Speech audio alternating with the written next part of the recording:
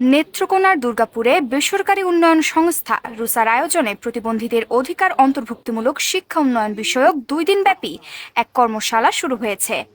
বিরিশির এলাকায় রুসার হল রুমে এ কর্মশালা শুরু হয়। এতে অটিজম ও প্রতিবন্ধী বিদ্যালয়ের শিক্ষক, শিক্ষার্থী ও অভিভাবকগণ উপস্থিত ছিলেন। রুসার নির্বাহী পরিচালক এম.এন. আলমের সভাপতিত্বে প্রধান অতিথির বক্তব্য রাখেন সহকারী কমিশনার মোহাম্মদ মোস্তাফিজুর রহমান।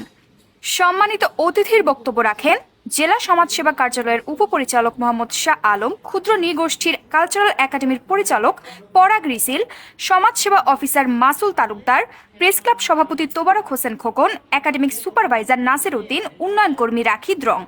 প্রতিবন্ধী ব্যক্তিদের অধিকার এবং তাদের শিক্ষার গুরুত্ব নিয়ে প্রশিক্ষক হিসেবে আলোচনা করেন অধ্যক্ষ মোহাম্মদ গোলাম মোস্তফা।